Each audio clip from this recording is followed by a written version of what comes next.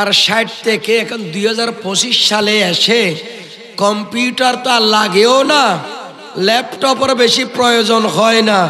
মোবাইলের ভিতরে যে একটা সিম আছে, এত একটা পাতলা একটা সিম, এই সিমটার ভিতরে দুনিয়ার কম্পিউটার সবগুলো আছে। কথা বলেন ঠিক কি না? কোথায় এত বড় কম্পিউটার এখন গোটা একটা সিমের ভিতরে ঢুকে গেল।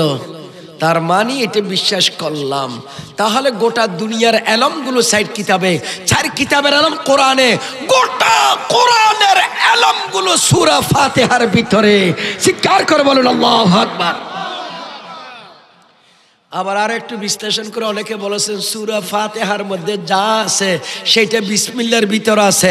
বিসমিল্লাহর ভিতরে যা আছে বিসমিল্লাহর বার ভিতরে সব আছে। চিৎকার করে বলুন সুবহানাল্লাহ, আল্লাহু আকবার। সেই এলমগুলো দিয়েছেন কে? আল্লাহ। আর একটু জোরে বলি কে? আল্লাহ। এই কোরআন কারীম সূরা ফাতিহা ইতিপূর্বে যতগুলো কিতাবের হিসাব করলে দেখা যায়, তাফসীরকাররা বলেছেন কিতাবের সংখ্যা হচ্ছে 160টি।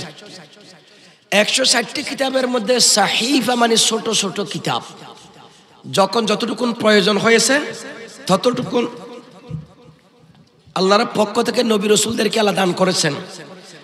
সেই সাহিফাগুলো 100টি, বড় কিতাব 4টি।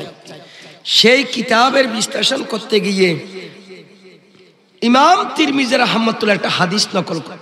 ইমাম তিনি বলেন, ওয়াল্লাযী নাফসি বিয়াদিহি, আল্লাহর নবী ইরশাদ ফরমাচ্ছেন, খোদার কসম, ওই জাতের কসম যে জাতের কুদরতের হাতে আমি নবীর জান আর প্রাণ, সে আল্লাহর কসম খেয়ে আমি নবী ঘোষণা দিচ্ছি, মা উনজিলাত ফিত তাওরাতে ওয়ালা ফিল ইনজিলে ওয়ালা ফিজ জাবুরে ওয়ালা ফিল কুরআনে মিথলুহা। আল্লাহর হাবিব বলেন, তাওরীত শরীফ, জবুর শরীফ, ইনজিল শরীফ, কোরআনুল কারীমের সূরাগুলোর মধ্যে আমার আল্লাহ সূরা ফাতিহার মতো একটা সূরা আর কোন কিতাবের মধ্যে নাযিল করে না। না তাওরীতে, না জবুরে, না ইনজিলে, না কোরআনে, অন্য কোন সূরায়, শুধু কোরআনে কারীমের একটি সূরা আল্লাহ রেখেছেন, সেই সূরার নাম সূরা ফাতিহা। চিৎকার করে বলুন সুবহান। এই সূরা সম্পর্কে নবী পাক এটার নাম দিয়েছেন সাম্মাহুন নূর। 22-23টি নামের মধ্যে একটি নাম সূরাতুন নূর। কি বলা হয়? জোরে বলেন, সূরাতুন নূর কেন বলা হয়? নবী পাক ঘোষণা দিচ্ছেন, আবশিরু বিনূরাইন কদ উতিতাহুমা ওয়া লাম ইউতাহুমা নাবিয়্যুন ক্বাবলাক, ফাতিহাতুল কিতাব ওয়া খাওয়াতিমু সূরাতিল বাকারা। আল্লাহর হাবিব বলেন, ও আমার উম্মতের নরনারী শুনো, জেনে নাও, আল্লাহর নবী ঘোষণা দিচ্ছেন, আল্লাহর পক্ষ থেকে ঘোষণাটা, আবশিরু বিনূরাইন, তোমরা 2 নূরের সুসংবাদ দাও। 2টি নূরের, যে নূর কদ উতিতাহুমা, যেটা ওই 2টি নূর নবী আপনাকে আল্লাহ দান করেছেন, ওয়ালাম ইউতাহুমা নাবিয়্যুন ক্বাবলাক, ইতিপূর্বে 1,24,000 মতান্তরের 2,36,000 বেশ কম নবী দুনিয়ার মধ্যে আগমন করেছেন। কোন নবীর ভাগ্যে, কোন নবীর কিতাবে আমার আল্লাহ এই রকম 2টি নূর আল্লাহ দেয় নাই, যেই 2টি নূর আমার দয়াল নবীকে আল্লাহ দিয়েছেন। আল্লাহু আকবার। সেই 2টি নূর কি? আমার নবী বলেন, 1 নম্বর নূর হচ্ছে সূরাতুল ফাতিহা, 2 নম্বর নূর হচ্ছে সূরাতুল বাকারার শেষ 2টি আয়াত। নূর ওয়ালা আয়া হ্যায়, নূর লেকর আয়া হ্যায়, सारे आलम में ये देखो कैसा नूर छाया है। अस्सलातु वस्सलामु अलैका अस्सलातु वस्सलामु अलैका या हबीब अल्लाह। जब तलक चांद सितारे झिलमिलाते जाएंगे तब तलक जश्ने विलादत हम मनाते जाएंगे। नूर वाला नूर लेकर सारे आलम में ये देखो कैसा नूर छाया है। अस्सलातु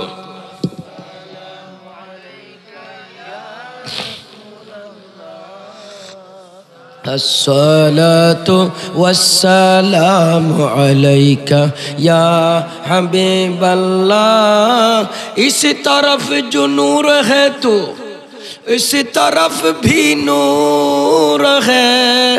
जर्रा जर्रा सब जहां का नूर से मामूर है। नूर वाला जोरे नूर लेकर नूर वाला आया है। नूर लेकर सारे आलम में ये देखो है। अस्सलातु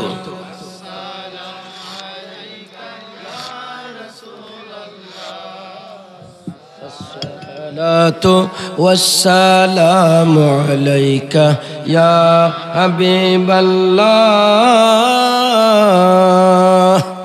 তিনি নূর নিয়ে এসেছেন। নূর কথা বলেন ঠিক কিনা? তো নূর কি নিয়ে এসেছেন?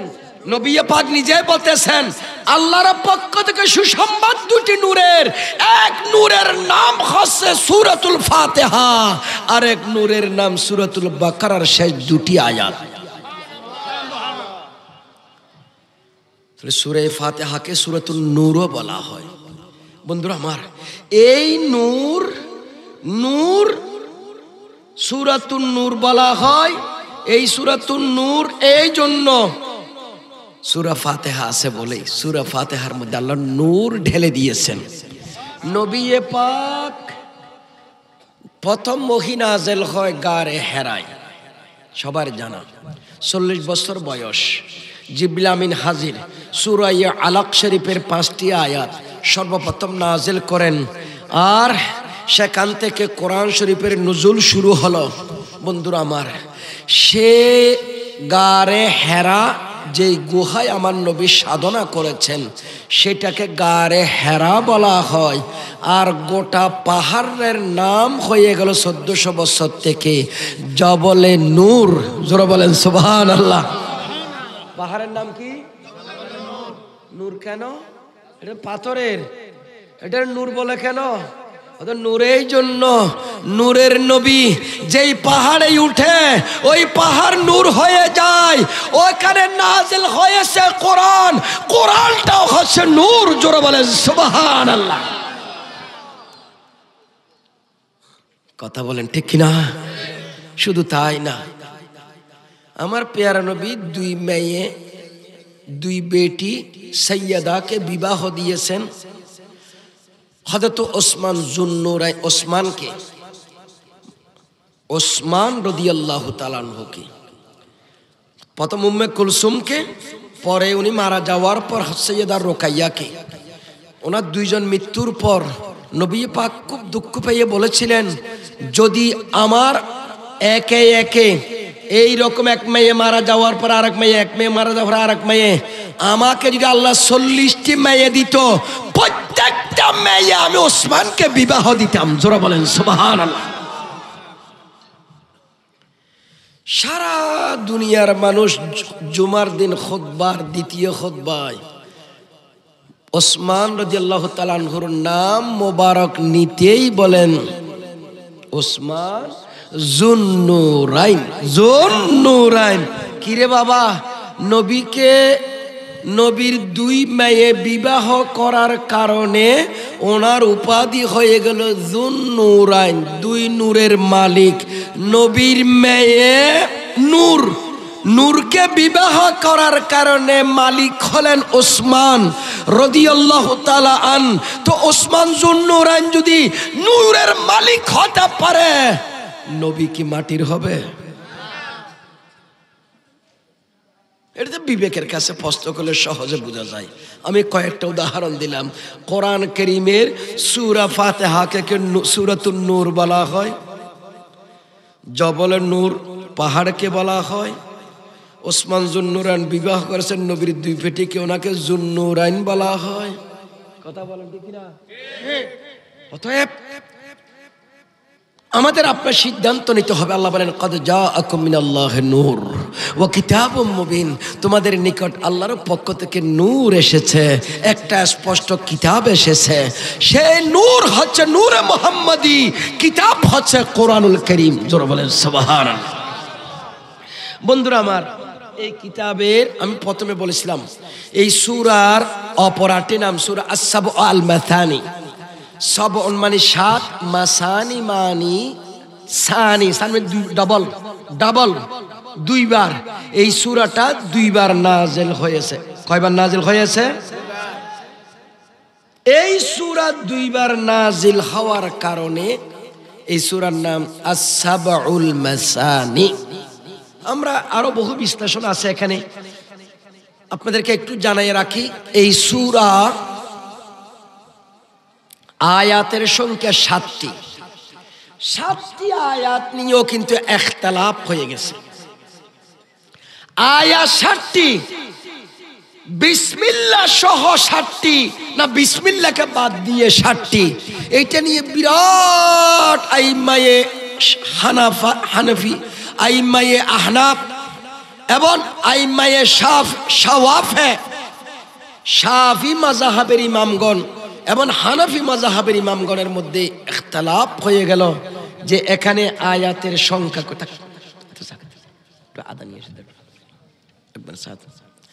একটু খেয়াল করেন আমার ভাইরা, এটা জানলে ভালো লাগবে। তো বিসমিল্লাহ সহকারে 7টি আয়াত না বিসমিল্লাহ বাদ দিয়ে 7টি আয়াত, এইটা নিয়ে এই ইখতিলাফের সমাধান করতে গিয়ে আমাদের হানাফি মাযহাবে বিসমিল্লাহ বাদ দিয়ে 7টি আয়াত। চিৎকার করে বলুন সুবহানাল্লাহ। ইমাম শাফিঈ রাহমাতুল্লাহ আলাইহি, আহমদ ইবনে হাম্বল রাহমাতুল্লাহ আলাইহি, ওনাদের দৃষ্টিতে বিসমিল্লাহ সহ 7টি আয়াত। সেই জন্য তারা কেরাত পড়ার সময় বিসমিল্লাহ দিয়ে শুরু করে, সূরা ফাতিহা পড়ার সময় বিসমিল্লাহ বড় করে পড়ে শুরু করে, বিসমিল্লাহকে কোরআনের আয়াত মনে করে। আমরা হানাফিরা বিসমিল্লাহকে কোরআন কারীমের আয়াত মনে করি না, আয়াতের অংশ বিশেষ মনে করি। হযরতে সুলাইমান আলাইহিস সালাম বলেছিলেন ইন্নাহা মিন সুলাইমান ওয়া ইন্নাহু বিসমিল্লাহির রহমানির রহিম। জোরে বলেন না সুবহানাল্লাহ। আয়াতের অংশ বিশেষ হিসাবে সূরা নমল শরীফের মধ্যে এসেছে, সেই হিসাবে আয়াত 7টি। সংখ্যা বলেছিলাম, অক্ষরের সংখ্যা বলেছিলাম 124টি। আমার ভাইরা বন্ধুরা আমার, এই সূরা সম্পর্কে ইমাম বুখারী বলেছেন ফাতিহাতুল কিতাব তা'দিলু সুলুসাইল কুরআন। হযরত ইমাম বুখারী বলেন, আল্লাহর নবীর হাদিসের আলোকে তিনি বলেন সূরা ফাতিহা এটা হচ্ছে কোরআন কারীমের 3 ভাগের 2 ভাগ। অর্থাৎ কোরআন কারীমকে যদি 3 ভাগ করেন, 10 10 10 3 10 30 পারা, তাহলে সূরা ফাতিহা শরীফ 20 পারা কোরআন শরীফ পড়লে যেই সওয়াব, একবার সূরা ফাতিহা পড়লে তত সওয়াব। জোরে বলেন সুবহানাল্লাহ। হাই হাই, সূরা ফাতিহা এটা যথেষ্ট বলা হয়েছে। যেই বান্দাবন্দি, এটা সূরার অপর একটা নাম আছে সূরাতুল কাফিয়া, আর একটা নাম সূরাতুল কি কাফিয়া। এটার আন ওবাদা সামাদ আন নবী সাল্লাল্লাহু আলাইহি ওয়াসাল্লাম উম্মুল কুরআন আওয়াদুন আন গায়রিহা ওয়ালাইসা গায়রুহা আওয়াদুন আনহা। এটা সূরা কাফিয়া এই জন্য বলা হয় যে এই সূরা থাকলে অন্যদিকে আর থাকানো দরকার হয় না। আল্লাহু আকবার বলেন। এই সূরা একবার তেলাওয়াতে 20 পারা কোরআন কারীমের পরিপূর্ণ সওয়াব দান করবেন আল্লাহ। যেরকম সুবহানাল্লাহ। এই সূরার ফজিলতের মধ্যে একটা ফজিলত আমি শবে বরাতের রাত্রে আমাদের কাদের মাদ্রাসার মধ্যে বলেছিলাম। এখানে যেহেতু মাদ্রাসা, তালেব ইলমদের ফজিলত সম্পর্কে এই হাদিসটা নকল করেছেন সাহেবুল কাশাফ আল্লামা জামাখশরী তাফসীর লিখেছেন। কাশাফ বহুত কঠিন কিতাব, যে মুফাসসিরগুলো আজকে রাস্তা রাস্তায় ঘুরতেছে লাখ লাখ মানুষ নিয়ে, কোনদিন একটা তাফসীরের কিতাব খুলে কোন একটা তাফসীরের রেফারেন্স দিয়েছে বক্তব্যের মধ্যে, এরকম কেউ দেখাতে পারবেন না। কারণ এরা তাফসীর করবে কিতাব সারা। কথা বলেন না, ঠিক কিনা? মনে রাখতে হবে আপনাদেরকে, বহু বক্তার জিহ্বা কাটানো হবে কিয়ামতের ময়দানে। নবী পাক দেখে এসেছেন কিছু মানুষের জিহ্বা কাটানো হচ্ছে, ঠোঁট কাটানো হচ্ছে। জিবরিল আমিনকে নবী পাক জিজ্ঞেস করেছিলেন, ও জিবরাইল এরা কারা? তখন নবী পাক বলেছেন, হাউলায়ে খুতাবাউ উম্মতিকা, আপনার উম্মতের খতিবগণ, বক্তাগণ, এদের যা ইচ্ছা তা মুখ দিয়ে জিহ্বা দিয়ে বলেছিল, সেই জন্য তাদের জিহ্বা কাটানো হচ্ছে। জোরে কর নাউজুবিল্লাহ। আর জোরে বলেন নাউজুবিল্লাহ। আজকে সমাজের বক্তা কি হচ্ছে বন্ধুরা আমার? তালেব ইলমদের ফজিলত ইমাম আল্লামা জামাখশরী এই হাদিসটা সূরা ফাতিহা আগে আমরা যখন কামেলে পড়েছি 95 সালে, আমাদের সিলেবাসে সূরা ফাতিহা এটা একটা আলাদা একটা পাঠ, এত বড় ভলিউমের একটা কিতাব বানিয়ে ফেলছেন সূরা ফাতিহার তাফসীর করতে গিয়ে আল্লামা জামাখশরী। সেইটাকে আমাদেরকে আগে পড়ানো হতো কামেল ক্লাসে, শুধু সূরা ফাতিহার তাফসীর। আল্লাহু আকবার বলেন। এখন বক্তার বাড়ি থেকে কাশাফ পাওয়া যাবে মনে হয় না।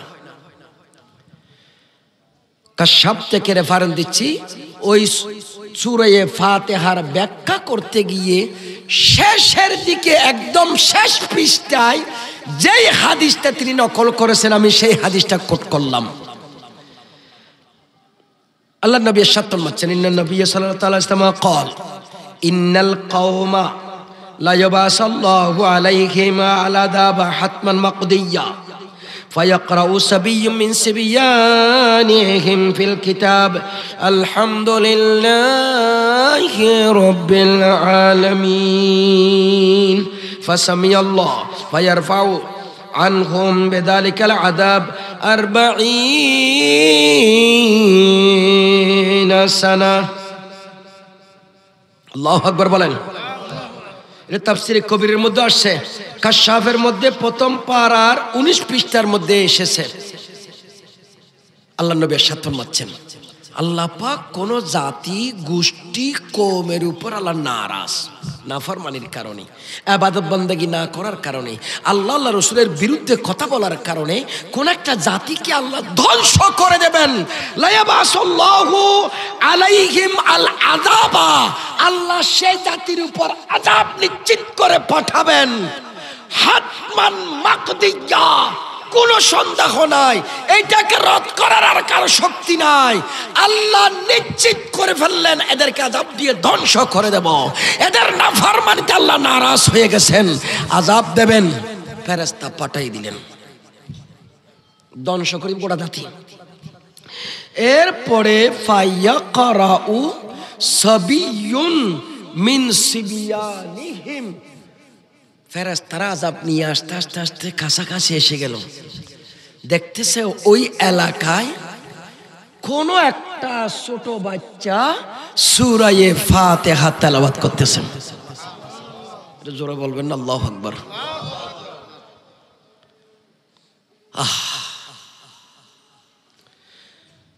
ফায়াসমাউল্লাহ, অথবা আল্লাহকে শোনানো হলো, ফায়ুসমিউল্লাহ, ফায়ুসমাউল্লাহ, আল্লাহকে শোনানো হলো, আল্লাহকে বলা হলো। তার মানে ফেরেশতারা আল্লাহর দরবারে গিয়ে শুনাইলেন, ও মালিক, যেই জাতিগুলোকে ধ্বংস করার জন্য আপনি পাঠাইলেন, আমাদেরকে আযাব দিয়ে পাঠাইলেন, আমরা সেই এলাকায়, সেই গ্রামে, সে পাড়ায় গিয়ে যখন হাজির হলাম, আমরা শুনতে পাচ্ছি কোনো এক বাচ্চা, অল্প বয়সের সন্তান, সে হেফজখানায়, মাদ্রাসায়, ঘরে আল্লাহর কোরআন থেকে সূরা ফাতিহা তেলাওয়াত করতেছে। এটা তেলাওয়াত শুনে, ও আল্লাহ, আমরা গজবটা না দিয়ে তোমার দরবারে চলে আসলাম। মোলারে, যে মানুষগুলো তুমি নাফরমান বলেছ, যে এলাকা মানুষ নাফরমানি করেছে, তুমি আযাব নাজিল নিশ্চিতভাবে করবা বলে প্রতিজ্ঞা করেছ। আমরা গিয়ে কোরআনের আওয়াজ শুনলাম, কোরআনের ছোট একটা পাখি আল্লাহর কোরআন তোমার বাণীগুলো পড়তেছে। মৌলারে, যেই সন্তানে তোমার কালাম পড়ে, তোমার সূরা ফাতিহা পড়ে, এই মানুষগুলোরে কেমনে গজব দিয়ে ধ্বংস করে দেব? যে এলাকায় তোমার কোরআন পড়ানো হয়, সেখানে কেমনে আযাব দিই? আমরা তোমার দরবারে চলে আসলাম মৌলা, তোমার ফয়সালার জন্য আমরা চলে আসলাম। আল্লাহ, আযাব দেবা কিনা তুমি বলো। আমার আল্লাহ রাব্বুল আলামিন ফায়ারফাউল্লাহ, আল্লাহ পাক রব্বুল আলামিন ফায়ারফাউ আনহুম বিযালিকাল আযাব 40 সানা। আমার আল্লাহ খুশি হয়ে, রাজি হয়ে আযাব তো উঠাইলেন, একদিন দুই দিনের জন্য নয়, একবার সূরা ফাতিহা পড়ার কারণে আমার আল্লাহ ওই এলাকা থেকে 40 বছরের জন্য আযাব উঠাইয়া নিলেন। উচ্চস্বর বলুন সুবহানাল্লাহ। একবার সূরা ফাতিহা পড়েছে, 40 বছরের জন্য আযাব উঠাই নিয়েছেন কে? কারণ আল্লাহর কালাম যেখানে তেলাওয়াত হয়, সেখানে খোদার গজব আসতে পারে। কথা বলে না ঠিক কিনা? বন্ধুরা আমার, আপনার সন্তান আজকে পড়তেছে হেফজখানায়, আজকে এই মাদ্রাসায় ওই সূরা ফাতিহার দিন পড়তেছে, কোরআন পড়তেছে। একটা সূরা ফাতিহা পড়ে যদি গোটা এলাকা থেকে আযাব উঠে যায়, গোটা কোরআন যে রাত দিন পড়তেছে, সারা রাত দিন যেখানে কোরআন তেলাওয়াত হচ্ছে, যেখানে কোরআন পড়ানো হবে, যেখানে তাফসীর করানো হবে, যেখানে আল্লাহর বাণীর ব্যাখ্যা করা হবে, এদের ওসিলায় এই এলাকা থেকে ইনশাআল্লাহ আল্লাহ গজব উঠাইয়া নেবেন। কথা বলে ঠিক না? করোনাকালীন কথা আপনাদের জানা আছে, পৃথিবীর বড় পরাশক্তির রাষ্ট্র আমেরিকা বলেন, চীন বলেন, রাশিয়া বলেন, ব্রাজিল বলেন, সবচেয়ে বেশি মারা গেছে রাশিয়ায়, তারপরে ব্রাজিল। এত মানুষ, 70 লক্ষের উপর মানুষ মারা গিয়েছে 20-21 করোনার কালীন সময়।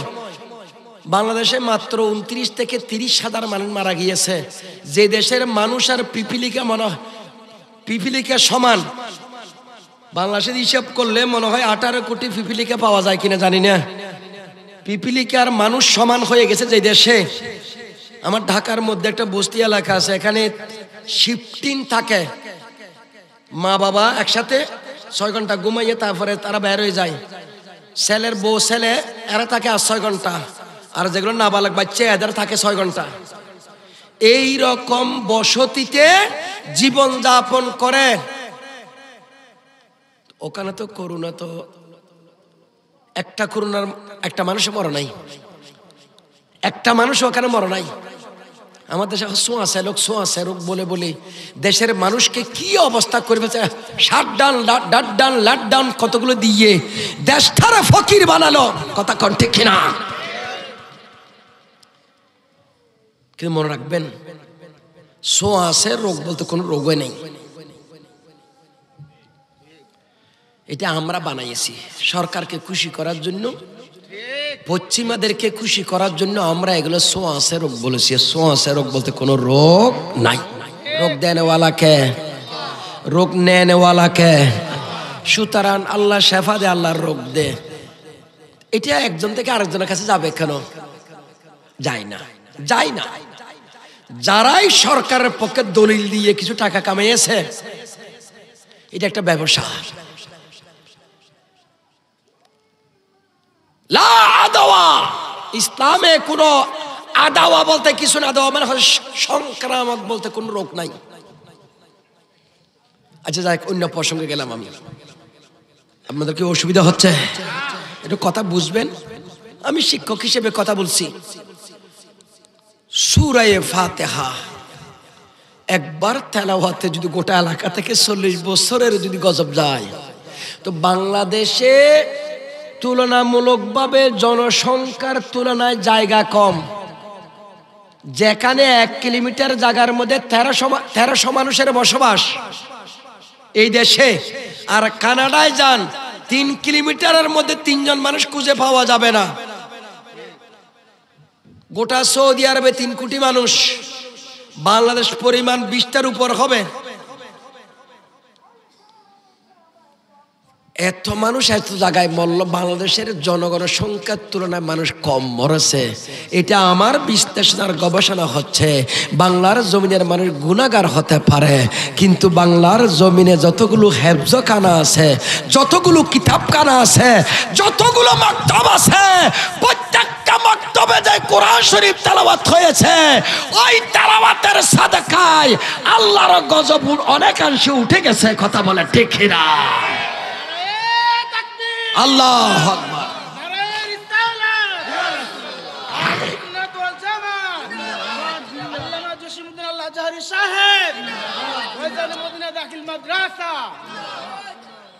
আল্লাহর রহমত, কোরআন তেলাওয়াত, হাদিস বলতেছে আপনাদের সামনে। সেই এলাকার যেমন আল্লাহ 40 বছরের জন্য আযাব উঠে নিয়েছেন, বাংলার জমিনে হাজার হাজার হাফেজে কোরআন, এদের ওসিলায় আমরা দেশ রক্ষা পেয়েছি। না হয় বাংলাদেশের মধ্যে কোটির উপর মানুষ মরার কথা। কথা বলেন না ঠিক কিনা? রক্ষা হয়েছে এই হেফজখানাগুলোর কারণে, কিতাবখানার কারণে, মাদ্রাসার কারণে, ইউনিভার্সিটির কারণে নয়। কথা বলেন ঠিক কিনা? বেহায়াপনা, উলঙ্গপনা। আজকে পয়লা বৈশাখ নামে যেই বেহায়াপনা গোটা দেশে, 31 নাইট নামে যেই বেহায়াপনা সমাজে, 14 ফেব্রুয়ারি ভ্যালেন্টাইন ডে নামে যেই বেহায়াপনা সারা দেশ ব্যাপী, প্রতিদিন গজব আসার কথা। কথা বলে ঠিক কিনা? গজব আসে না। আমার এই ছোট ছোট মাসুম বাচ্চারা কোরআন তেলাওয়াত করে বলে, এটা আমার আকীদা এবং বিশ্বাস। আল্লাহ পাক আমাদেরকে হেফাজত করুন। সবাই বলি আমিন। আর একবার জোরে বলি আমিন। বন্ধুরা আমার, বলতে চাচ্ছিলাম এই সূরার অপর নাম সূরাতুশ শিফা। কি বললাম? একটু জোরে বলেন না, কি নাম? সূরাতুশ শিফা। সূরার নাম সূরাতুশ শিফা। 23টি নামের মধ্যে একটি নাম সূরাতুশ শিফা। নবী পাক সাল্লাল্লাহু আলাইহি ওয়াসাল্লাম ইরশাদ করেছেন, ফাতিহাতুল কিতাব শিফাউন মিন কুল্লি দা। আমার নবী বলেছেন, সূরা ফাতিহা পৃথিবীর যত রোগ আছে সমস্ত রোগের মহ ওষুধ হচ্ছে সূরা ফাতিহা।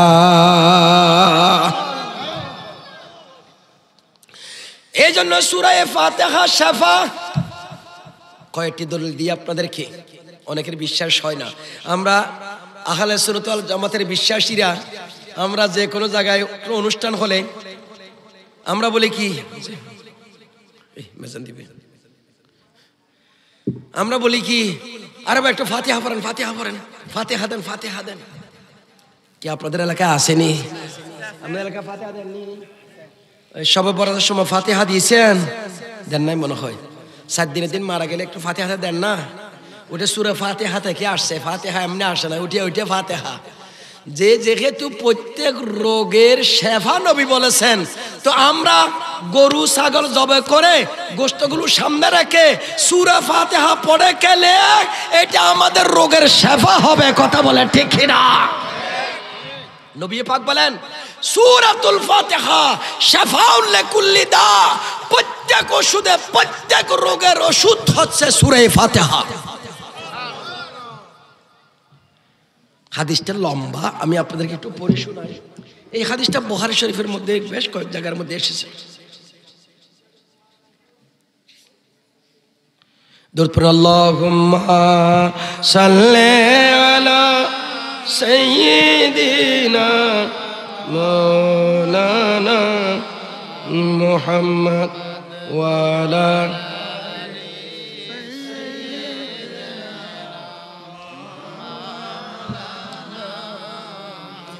উড়ে যা রে বাংলার হাওয়া, উড়ে যা রে মদিনা, সালাম খানে পৌঁছে দিও নবীজির পাক রওজায়। আল্লাহুম্মা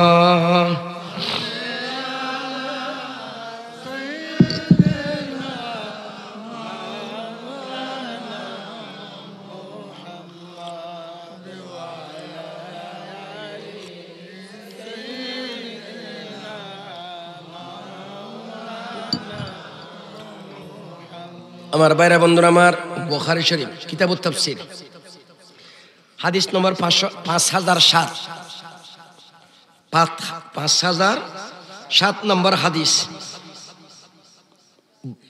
অধ্যায় হচ্ছে কিতাবু ফাদাইলিল কোরআন, পরিচ্ছেদ হচ্ছে বাবু ফাদলে ফাতিহাতুল কিতাব। সূরা ফাতিহার ফজিলত সম্পর্কে ইমাম বুখারী এই হাদিসটা নকল করেছেন। এটা কয়েক জায়গায় এসেছে, অনুবাদটা শুনবেন। সূরা ফাতিহা এটা কি? হযরত আবু সাঈদ খুদরী রাদিয়াল্লাহু তাআলা তিনি বর্ণনা করতেছেন, আমরা কোন সফরের মধ্যে ছিলাম, কুন্না ফি মাসিরিন লানা ফানাজালনা, আমরা কোন সফরের মধ্যে একটা জায়গায় অবতরণ করলাম। এটা মক্কার পাশে। মদিনা শরীফ থেকে তারা গিয়েছেন ইসলামের দাওয়াত দেওয়ার জন্য। তো দাওয়াত দেওয়ার পথে কোন একটা জায়গায় তারা নামলেন।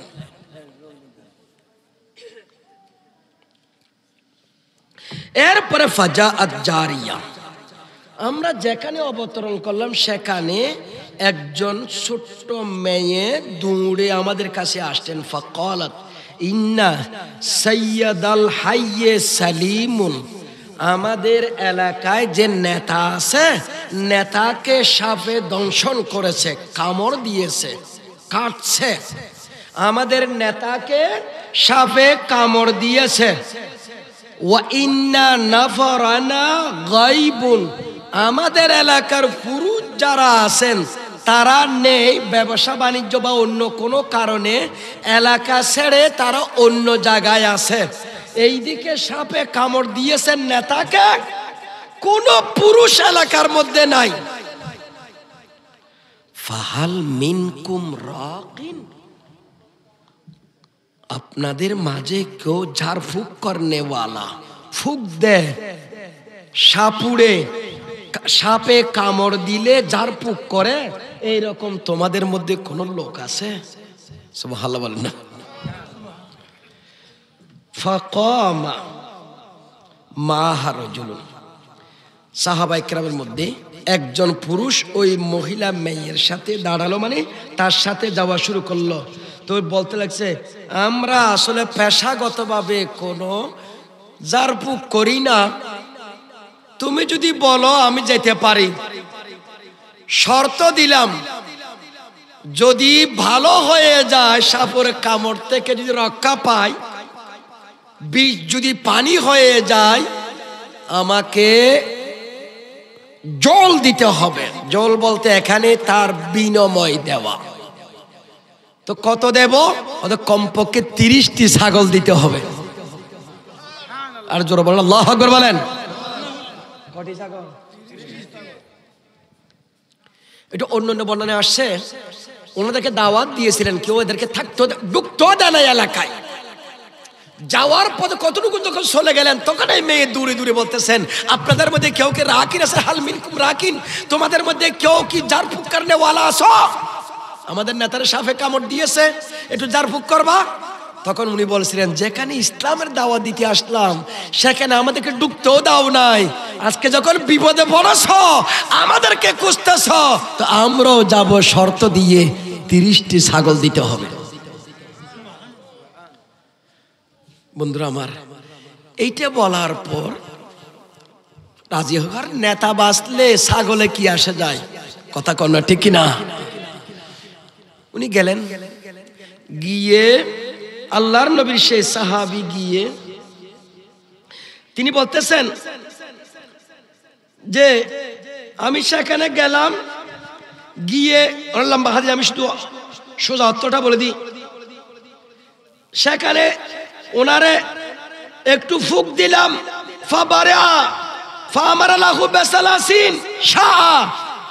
আমি গিয়ে একটা ফুক দিছি, মুহূর্তের মধ্যে ভালো হয়ে গেল। আর নেতা ভালো হয়ে ওই সাহাবীকে 30টি ছাগল দেওয়ার জন্য বললেন। জোরে বলেন সুবহানাল্লাহ। কি পড়ছেন কেউ জানে না, রাসূলের দরবারে হাজির, আল্লাহর নবীর কদমে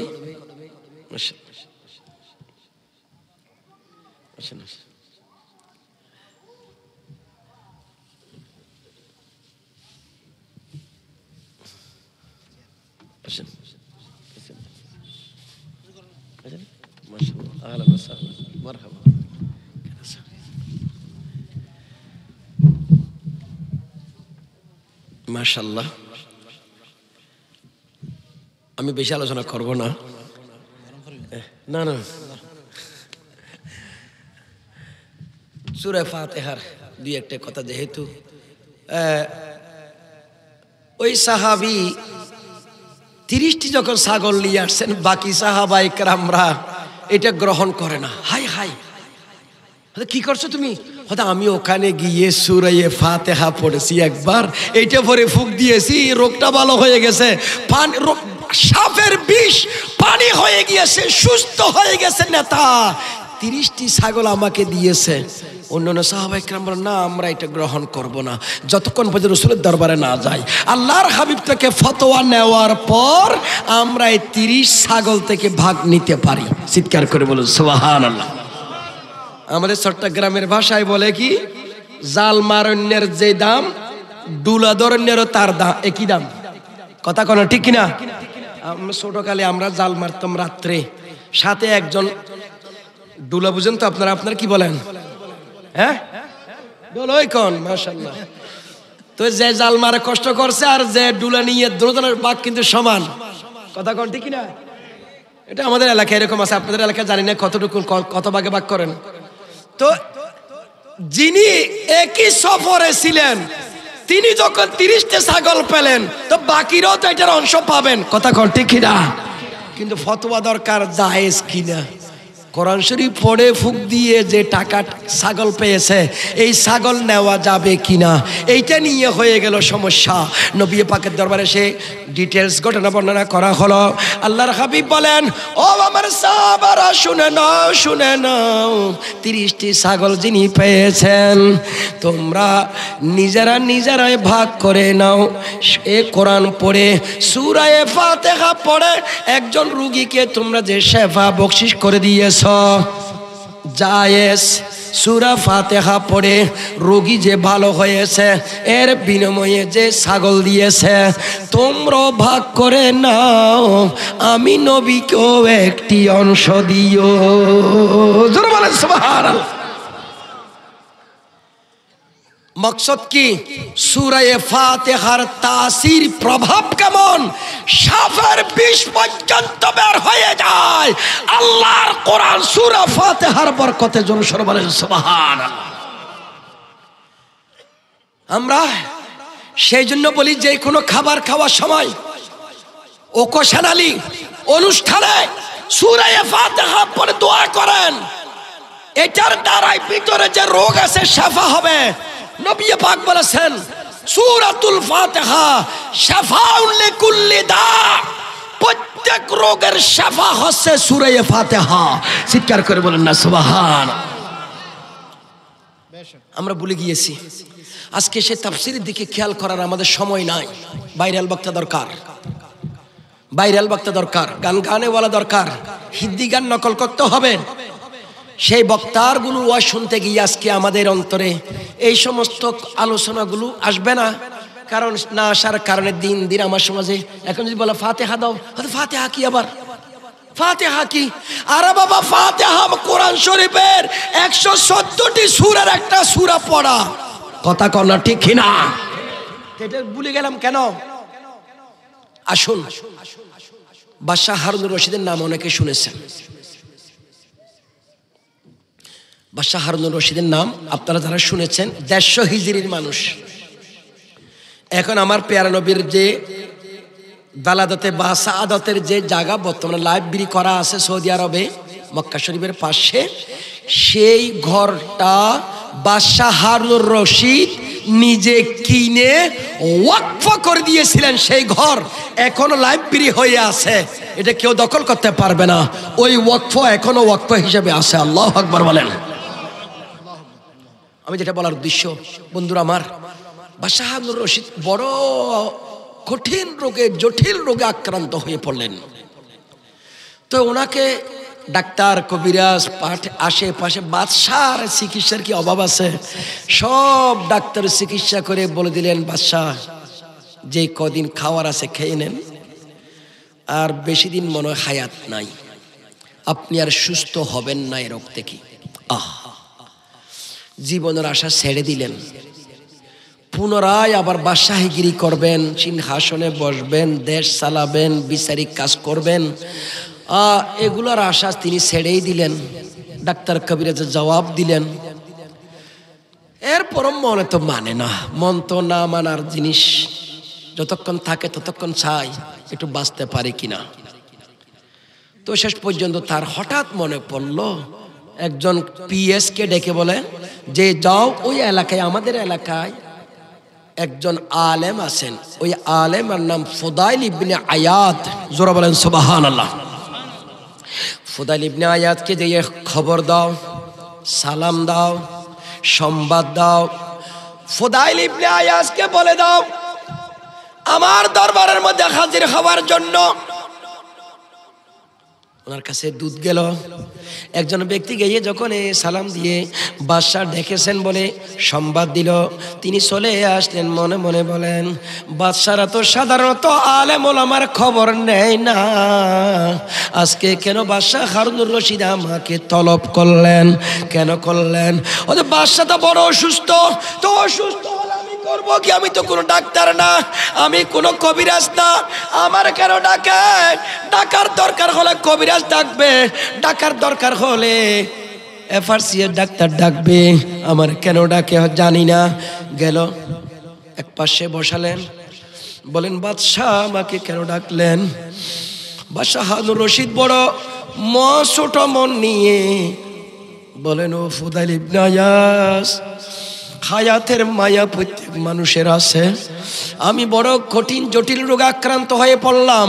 আমার পার্সোনাল ডাক্তাররা আমাকে জবাব দিয়ে দিলেন, কবিরাজরা জবাব দিয়ে দিলেন, অ্যালোপ্যাথিক হোমিওপ্যাথিক যত রকমের চিকিৎসক, সব চিকিৎসক আমাকে জবাব দিয়ে দিলেন। এরপর আমার মনে পড়ল, আপনি একজন জগৎ বিখ্যাত আলেম, মুহাদ্দিস, মুফাসসির।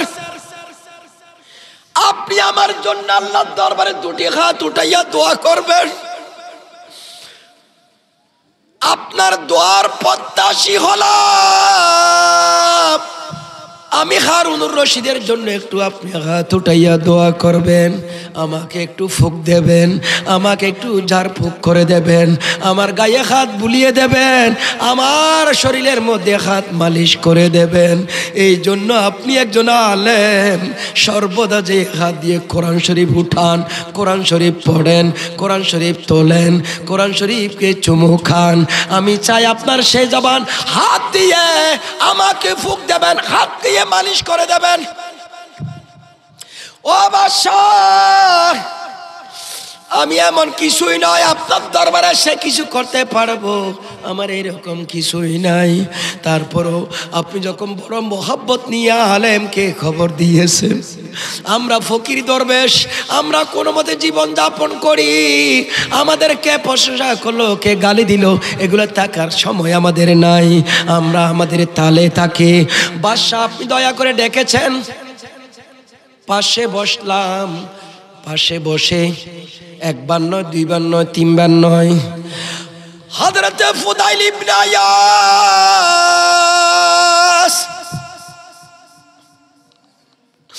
সূরা ফাতিহা পড়া শুরু করলেন। একবার, দুইবার, তিনবার, চারবার, পাঁচবার পড়তে পড়তে পড়তে 21 বার যখন পড়া হয়ে গেল, 21 বার পড়ার পর একটা ফুঁক দিল বাদশাকে। এক ফুঁকে মুহূর্তের মধ্যে বাদশা সুস্থ হয়ে দাঁড়াইয়া যায়। জোরে বলেন আল্লাহু আকবার। ডাক্তার ফেল, বাদশা দাঁড়াইয়া যায়, সুস্থ হয়ে যায়, রোগ মুক্তি হয়ে গেল। জিজ্ঞাসা করলেন, ও ফুদাইল ইবনে আয়াস, কি জাদু করলেন, কি মন্ত্র তন্ত্র পড়লেন জানি না, আমার পার্সোনাল ডাক্তার থেকে সারা দেশের ডাক্তার চিকিৎসা করে আমাকে বলেন আমার হায়াত বেশি নাই, খাওয়ার খাইয়ে নেন, কিন্তু আজকে আপনি আমার পাশে বসে কি জাদু করলেন, আমি মুহূর্তের মধ্যে সুস্থ হয়ে গেলাম। ফুদাইল ইবনে আয়াস বলেন, বাদশা রে, আমি বেশি কিছু করি নাই, আমি মনে মনে বললাম 41 বার সূরা ফাতিহা পড়ে আপনাকে ফুঁক দেব, আল্লাহর কোরআন পড়ে ফুঁক দেব, আল্লাহর কোরআনের সূরা ফাতিহা আলহামদু শরীফ পড়ে ফুঁক দেব 41 বার।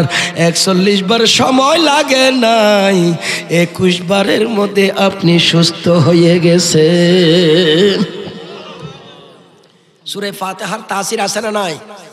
এটা জবান করবেন, আছে না নাই? সূরা ফাতিহা, যেই সূরা ফাতিহা সারা দুনিয়ার ডাক্তার যেখানে ফেল, সেখানে সূরা ফাতিহার তাসির মাত্র শুরু। কথা বলে ঠিক কি না? আমরা সেই সূরা ফাতিহা পড়তে, ফাতিহা দিতে এখন আমরা গড়িমসি করি, আরে ফাতিহা বললে দরকারটা কি? কি দরকার বাবারা? পীর বুজুর্গানা আউলিয়ায়ে কেরামরা সবক দেয়, আরে 7 বার সূরা ফাতিহা পড়ো, যে কোনো সময় পড়ো। কেন বলে? এটার তাসির আছে, এটার বড় ক্ষমতা আছে। এই ক্ষমতা কার পক্ষ থেকে? আরে জোরে বলেন, কার পক্ষ থেকে? আল্লাহর পক্ষ থেকে এই ক্ষমতা সূরা ফাতিহা শরীফের মধ্যে।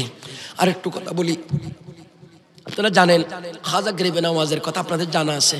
খাজা গরিবে নওয়াজ, বান্দা নওয়াজ আতা রসুল খাজা মঈনুদ্দিন চিশতি আজমিরি রহমতুল্লাহ তাআলা আলাইহি, ওনার কথা আপনাদের জানা থাকার কথা। তারপর একটা ইয়াদ করে দিচ্ছি, পীর আর মুরিদ দুজনের সফর বের হলেন। যেতে যেতে যেতে যেতে কতটুকুন গেলেন, নদী পড়ে গেছে। নদী, নদীর মধ্যে কোনো নৌকা নাই, ডিঙ্গি নাই, কিস্তি নাই, কোনো পারাপারের ব্যবস্থা নাই। এখনো না অ্যাভেলেবেল। আপনি এখন টেলিফোন করলে মুহূর্তের মধ্যে আপনার ওই উন্নত মানের কি বলে এটারে, হ্যাঁ, বোট, স্পিড বোট চলে আসতেছে, সেকেন্ডের মধ্যে যে কোনো জায়গায় নিয়ে আসতে পারেন আপনারা। কথা বলে না, ঠিক কিনা?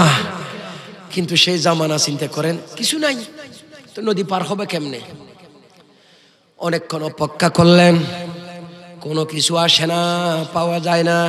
এমনকি কোনো একটা তক্তা, আমাদের চট্টগ্রামে আপনাদের এলাকা হয়, আমরা কলা গাছে দুইটা ফেলে এদিক থেকে নদীর এই পার থেকে ওই পার চলে যেতাম। এরকম হয় না? হয় না? কিন্তু এইরকমও কিছু নাই, একটা কলা গাছ ফেলে যে এই পাশ থেকে ওই পারে যাবে, এইরকমও কিছু নাই। তো কি করবেন? তো দোনোজন একটু দাঁড়ালেন।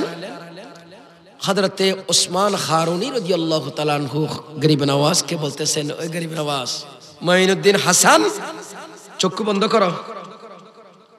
বন্ধ করলেন, কিছুক্ষণ চুপ রইলেন, চক্ষু বন্ধ করে রাখলেন।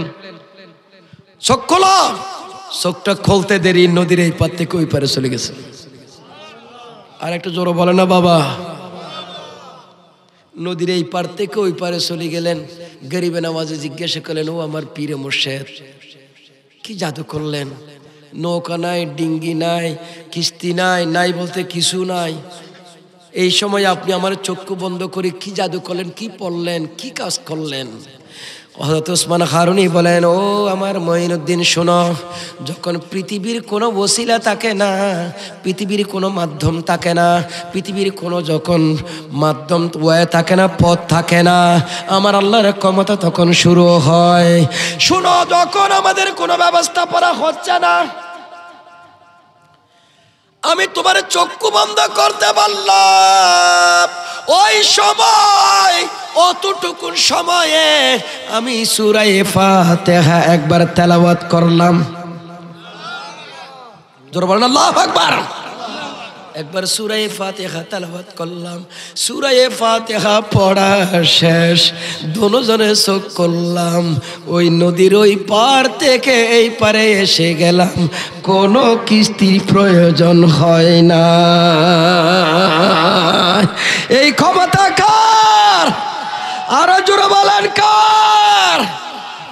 সূরা ফাতিহার তাসির জমিনে নদী ক্লোজ হয়ে গিয়েছে, এই পার থেকে ওই পারে আসতে এক কদম দিতে হয় নাই, সূরা ফাতিহার বরকতে। বন্ধুরা আমার, সূরা ফাতিহার এত তাসির। খাজা গরিব নওয়াজ সূরা ফাতিহার বহু তাফসীর করেছেন। আমি আপনাদেরকে শুধু দুই একটা কথা বলে শেষ করে দেব। আপনাদের গুম গুম ভাব দেখতেছি, হ্যাঁ, মনে হয় রাতের খাবারও খান নাই এখন, অনেকে খাওয়া দাওয়া করছেন আপনারা, চেহারাতে এরকম বোঝা যাচ্ছে না। শীত নাই, বুকের মধ্যে হাত দিয়ে বসে আছেন। শীত তো নাই আজকে, শীত আছে? আমি আজকে আমার ছাত্রকে কিছু কম্বল ছিল, কম্বল দিছি, ছাত্রটা রুমে নিয়ে আবার কতক্ষণ ফেরত দিয়ে দিছে, হুজুর আমার লাগবে না, কম্বল লাগবে না, মানে তার গরমে এসে গেছে, আমি কম্বল করবো কি? এটা একটা ব্যাংক থেকে দিছে কিছু মাদ্রাসায়, ছেলেটা আবার ফেরত দিছে। আপনাদের এলাকায় এত শীত কোত্থেকে? শীত তো নাই। আমি যে কথাটা বলছিলাম, সূরা ফাতিহা, এটার বহু ব্যাখ্যা বিশ্লেষণ, রাতের পর রাত যাবে, দিনের পর দিন যাবে, সারা রাত করলেও শেষ হবে না। সূরা ফাতিহার আয়াত সংখ্যা নিয়ে শুরু করেছিলাম। আয়াত 7টি। বিসমিল্লাহ সংখ্যা আছে কিনা নাই, এটা নিয়ে হানাফি এবং শাফি, হাম্বলি, মালিকির মধ্যে ইখতিলাফ। আমাদের হানাফি মাযহাবে বিসমিল্লাহ ছাড়া 7টি আয়াত, অক্ষরের সংখ্যা হচ্ছে 124টি। একটু খেয়াল করুন। সে হযরতে খাজা মঈনুদ্দিন চিশতি আজমিরি রাহমাতুল্লাহ তাআলা আলাইহি, উনি সূরা ফাতিহার অনেক বিশ্লেষণ করেছেন, তাত্ত্বিক বিশ্লেষণ করেছেন। তন্মধ্যে একটি হচ্ছে, তিনি বলেন সূরা ফাতিহায় 124টি অক্ষর আছে। কত অক্ষর? আর জোরে বলো কত? 124টি। 124টি অক্ষর যে বান্দা বান্দি একবার তেলাওয়াত করবে, একবার পড়বে, আমার গরিবে নওয়াজের বিশ্লেষণ অনুযায়ী আমার আল্লাহ পাক রব্বুল আলামিন ওই বান্দাকে 1,24,000 নবী রাসূল যে আল্লাহ পাঠাইয়েছেন, 1,24,000 নবী রাসূলের ফয়েজ আমার আল্লাহ তারে দান করবে। জোরে বলেন আল্লাহু আকবার। সূরা ফাতিহার এমন তাসির দেখেন, অক্ষরের সাথে নবী রাসূলের সাথে মিলে গেছে। আর বাবা কথা বলে না ঠিক কিনা? অক্ষর 124টি, নবী রাসূলের সংখ্যা 1,24,000 মিলে গিয়েছে। গরিব নওয়াজ বলেন আল্লাহর নবীদের, সমস্ত রাসূলদের, আম্বিয়া আলাইহিস সালামের ফয়েজ যেই বান্দা একবার সূরা ফাতিহা পড়বে আমার আল্লাহ তাকে দান করবেন। তিনি আর কোন বিশ্লেষণ করেন কি জানেন? আলহামদু শব্দ একটা, অক্ষর 5টি। গরিব নওয়াজে বলতেছেন আলহামদু অক্ষর কয়টি? জোরে বলো কয়টি? এই 5টি দ্বারাই কি মুরাদ? তো গরিব নওয়াজে ব্যাখ্যা করতেছেন আলহামদুর ভিতরে যে 5টি অক্ষর, এই 5টির দ্বারাই মুরাদ হচ্ছে 5 ওয়াক্ত নামাজের দিকে ইশারা। জোরে বলেন সুবহানাল্লাহ। যেই বান্দা একবার আলহামদুলিল্লাহ বলবে আমার আল্লাহ 5 ওয়াক্ত নামাজের ফয়েজ আল্লাহ তার সিনে দান করবেন। সুবহানাল্লাহ বলেন না? লিল্লাহ, লিল্লাহর মধ্যে 3টি অক্ষর। কয়টি অক্ষর? তো এইদিকে 5, এইদিকে 3, মোট হলো কত? একটু জোরে বলেন কত? 8। আমার গরিব নওয়াজের তাত্ত্বিক আলোচনা হচ্ছে 8টি অক্ষরে ইশারা দিচ্ছে 8টি বেহেশতের দিকে। যেই ব্যক্তি একবার আলহামদুলিল্লাহ বলবে আমার আল্লাহ তাকে 8টি জান্নাতের সুসংবাদ দান করবেন। জোরে বলেন সুবহানাল্লাহ। আল্লাহু আকবার। জিন্দাবাদ।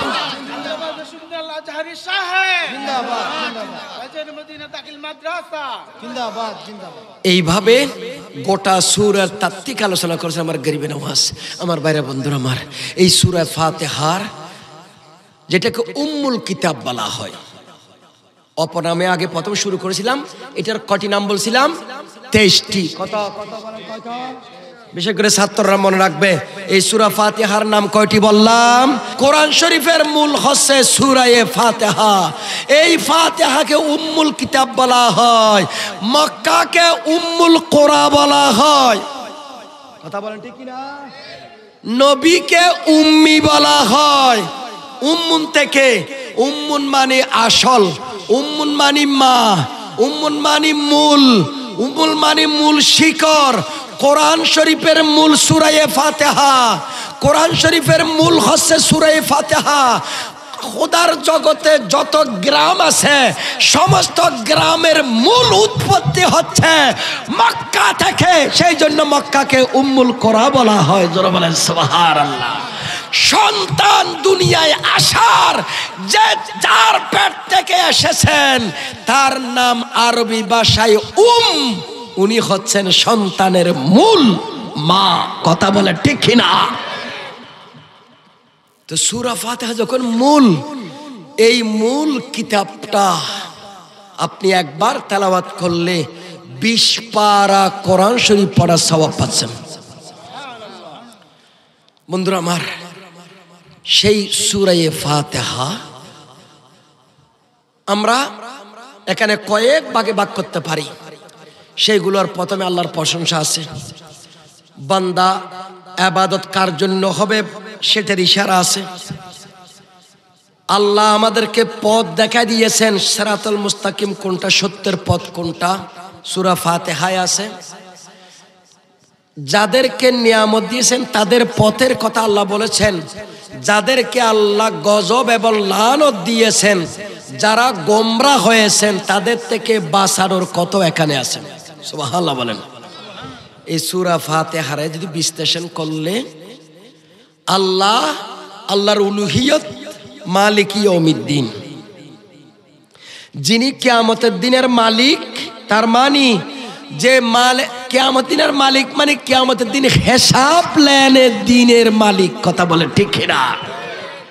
আমার ভাইরা বন্ধুরা আমার আল্লাহ রাব্বুল আলামিন নিজের প্রশংসা নিজে করলেন, আমাদের শিক্ষা দিলেন। আলহামদুলিল্লাহি রাব্বিল আলামিন, সমস্ত প্রশংসা আল্লাহর জন্য, যিনি সমস্ত জগতের রব। বহু আলোচনা করতে গেলে বুঝতে হবে, অনেকে না বুঝার কারণে শিরিকের ফতোয়া দেয়, না জানার কারণে। আলহামদুলিল্লাহ, সমস্ত প্রশংসা আল্লাহর জন্য।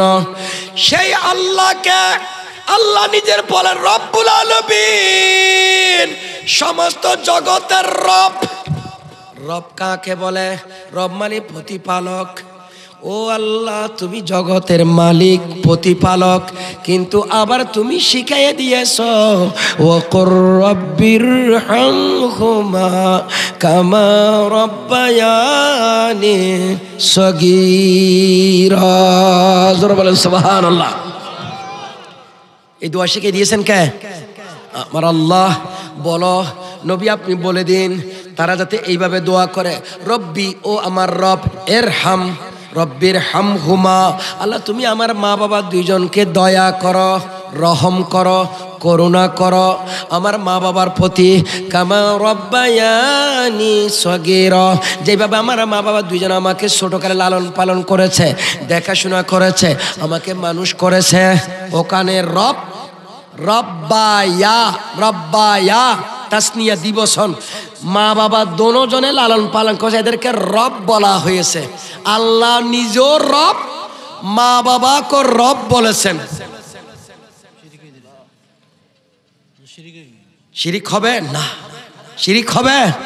আল্লাহ নিজের নামও রব্বুল আলামিন বলেছেন, আবার মা বাবাকে রব্বায়ানি সগীরা, এখানে রব বলেছেন, মা বাবারও রব বলেছেন। একটু বুঝতে হবে, না বুঝানোর কারণে আজকে সমস্যাটা হচ্ছে, একে অপরকে কুফুরির ফতোয়া দিচ্ছি, একে অপরের উপর শিরিকের ফতোয়া দিচ্ছি, প্রত্যেকটা বস্তুর মধ্যে শিরিকের গন্ধ পাচ্ছি। ও আমার ভাইরা বন্ধুরা আমার, না জানার কারণে, অজ্ঞতার কারণে, আমার বিশ্লেষণ না বুঝার কারণে, হতে পারে জ্ঞানের স্বল্পতার কারণে, হতে পারে জেনে শুনে ইচ্ছাকৃতভাবে এই শিরিকের ফতোয়া দিচ্ছে। কথা বলে ঠিক কিনা? রব দুই প্রকার, রব্বে হাকিকি, রব্বে মাজাজি। এক কথায় নেন যে আল্লাহ রব, আল্লাহ মালিক, প্রতিপালক। আল্লাহ কারো থেকে নিয়ে নয়, কারো দয়ায় নয়, কারো অনুগ্রহে নয়, কারো অনুকম্পায় নয়। আল্লাহ আল্লাহ আল্লাহ হিসাবে তিনি রব, কারো মুখাপেক্ষী নয়। কথা বলে ঠিক না? আর আমার মা বাবার রব, ছেলের লালন পালনকারী মা বাবা, আল্লাহরও ক্ষমতা বলে। কথা বলে ঠিক না? তাহলে মা বাবার রব, মা আল্লাহরও ক্ষমতা বলে, সুতরাং এটা রবে হাকিকি হবে না। প্রকৃত রব আল্লাহ, রূপক রব মা বাবা। সুতরাং এইটা বিশ্লেষণটা ভালো করে মনে রাখবেন, মা বাবাকেও আল্লাহর রব বলেছেন। তো এখন আসুন, আর রহমানুর রহিম, আল্লাহর দুটি গুণের কথা বলা হয়েছে এখানে, আল্লাহ রহমানও, আল্লাহ রহিমও। আল্লাহ রহমান, আল্লাহ রহমান, দুনিয়ার মধ্যে সকলের প্রতি আল্লাহ দয়া করে। হিন্দু, বুদ্ধ, খ্রিস্টান, চাকমা, মগ, এমন কিছু বাদ নাই আল্লাহর রহমান থেকে, রহমানিয়ত থেকে কেউ বাদ পড়ে না। কিন্তু আল্লাহর রহমান, আল্লাহ রহমান রহিম একমাত্র পরকালে হবেন। কথা বলেন ঠিক না? আল্লাহ মুমিনদের জন্য কিয়ামতের ময়দানে রহিম হবেন। দুনিয়ার মধ্যে রহমানিয়ত, কিয়ামতের ময়দানে মুসলমানদের জন্য হবেন রহিম। সেই জন্য আল্লাহর দয়া আল্লাহ রেখে দিয়েছেন, আল্লাহ তার রহমতটাকে রেখে দিয়েছেন 100 ভাগ করে। নবী পাক বলেন 99 ভাগ রহমত আল্লাহ নিজে রেখে দিয়েছেন, 1 ভাগ রহমত 18,000 মখলুকাতের মধ্যে কিয়ামত পর্যন্ত আনেওয়ালা 18,000 মখলুকাতের মধ্যে আল্লাহ বন্টন করে দিয়েছেন। চিৎকার করে বলেন সুবহানাল্লাহ। কিয়ামতের ময়দানে আমার আল্লাহ সেই রহমত দিয়ে আমরা গুনাহগারদেরকে আল্লাহ জান্নাতি বানাবেন, আল্লাহ ক্ষমা করে দেবেন। সেই রহমত দিয়ে আল্লাহ আল্লাহর রহমত ছাড়া আমরা কেউ জান্নাতে যেতে পারবো না। আল্লাহর রহমত ছাড়া আমরা কেউ জান্নাতে যেতে পারবো না। সেই জন্য আমার ভাইরা, আল্লাহর রহিম ময়দানে মাহশরে ঈমানদারের জন্য। কথা বলেন ঠিক কিনা? আল্লাহ মালিক ইয়াউমিদ্দিন, কিয়ামত দিন হিসাব লাইনের মালিক তিনি। সেকেন্ডের মধ্যে গোটা হিসাব নেওয়া হয়ে যাবে। কিন্তু 50 বছর কেন সময় লাগে? এই কথাটা যদি বিশ্লেষণ করলে অনেক কথা। কিয়ামতের ময়দান সংগঠিত, তার ডিউরেশন সময়সীমা 50,000 বছর। কত বছর? এত বছর লাগবে কেন? আল্লাহ তো হিসাব নিতে 1 সেকেন্ডে হিসাব নিতে পারে। 1 সেকেন্ডে হিসাব ইয়াসিরা। আল্লাহ অল্প সময়ের মধ্যে সংক্ষেপে হিসাব নিতে পারেন। এটার বিশ্লেষণটা একটু শুনেন। আলা হযরত ইমাম এশকে মোহাব্বত একটু ব্যাখ্যা করেছেন। আলা হযরত বলতেছেন, দুনিয়ার মানুষ একটু খেয়াল করো যে আমাদের ভালো মন্দ সব লেখে দুই পাশে দুইটা ফেরেশতায়। কথা বলেন না ঠিক কিনা? ডানে ফেরেশতা, বামে ফেরেশতা। ডানেরটা ভালো লেখে, বামেরটা আমাদের গুনাহগুলো লেখে। আচ্ছা, আল্লাহ তো সব জানেন, ফেরেশতার কি দরকার? কথা বলেন, কথা বলেন, কথা বলেন ঠিক কিনা? মন আবার মারা যাওয়ার পর কবরের মধ্যে সওয়াল জবাব হবে। মুনকার নাকির এসে সওয়াল করবে, মার রব্বুকা ওমা দীনুকা ওমা কুনতা তাকুলু ফি হাক্কি হাদার রাজুল আল্লাযী বুইসা ফীকুম। 3টি প্রশ্ন করবে। ইমাম বুখারী বলেন একটি শেষেরটাই প্রশ্ন করবে, তুমি দুনিয়ার মধ্যে নবী সম্পর্কে কি আকীদা বলতে রাখতে? চিৎকার করে বলুন সুবহানাল্লাহ। ভাইরা আমার, বন্ধুরা আমার, এইভাবে কবর থেকে উঠে প্রশ্ন করা হবে। 4টি প্রশ্ন করা, জবাব দেওয়া ছাড়া বনি আদম এক কদম সামনে নিতে পারবে না। 1 নম্বর হায়াত নিয়ে, 2 নম্বর জওয়ান কাল নিয়ে, 3 নম্বর এলম নিয়ে, 4 নম্বর মাল কিভাবে কামাইছো, মাল কোথায় খরচ করেছো। এই 4টি প্রশ্নের উত্তর দেওয়া ছাড়া কোনো বান্দা জান্নাতের দিকে পা বাড়াইতে পারবে না। এই বন্ধুরা আমার, প্রশ্ন কেন সব তো আল্লাহ জানে। আবার হাসরের ময়দান হবে, সেখানে মিজানের পাল্লায় নেকি বদি মাপানো হবে। আবার সেখানে কাঠ দেওয়া হবে। একটার নাম হচ্ছে ডান হাতে যদি আমল নামা দেয় জান্নাতি, বাম হাতে দিলে জাহান্নামী।